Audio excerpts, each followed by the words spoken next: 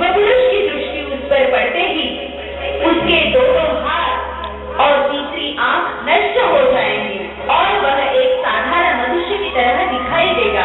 लेकिन एक बात याद रखना, जिस युगपुरुष के स्पर्श से यह साधारण मनुष्य बनेगा, उसी युगपुरुष के हाथों इसकी मृत्यु सुनिश्चित है।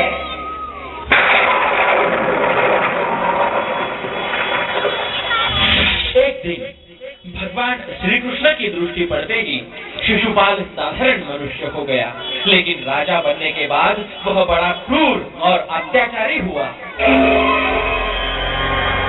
भगवान श्री कृष्ण की दृष्टि पड़ते ही शिशुपाल साधारण मनुष्य हो गया।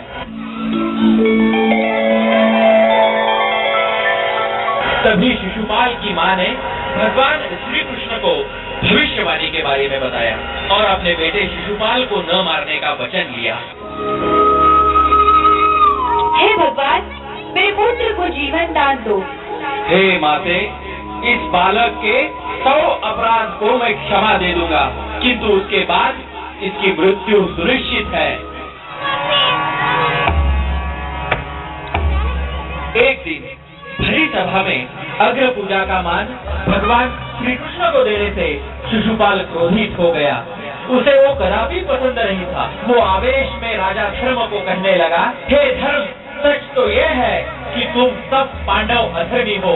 इस सभा में बहुत सारे ऋषि और वयोवृद्ध पराक्रमी वीर और राजर्षि हैं, किंतु व्यास, याज्ञवल्क्य, धृतराष्ट्र, कपिल, द्रुपद और खुद भीष्म, इन सभी को छोड़कर एक यादव कुलीन पुरुष को अग्र पूजा का मान देना क्या उचित है? इसने ना कोई तप किया है, ना इसका कोई चरित्र है, ना ही ये राजा, ना ही ये ब्राह्मण है।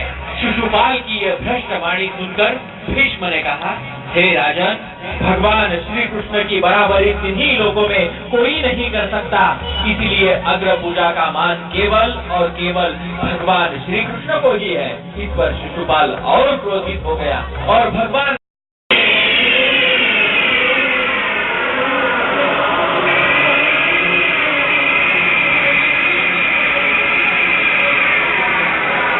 सुदर्शन चक्र से शिशुपाल का मस्तक धड़ से अलग किया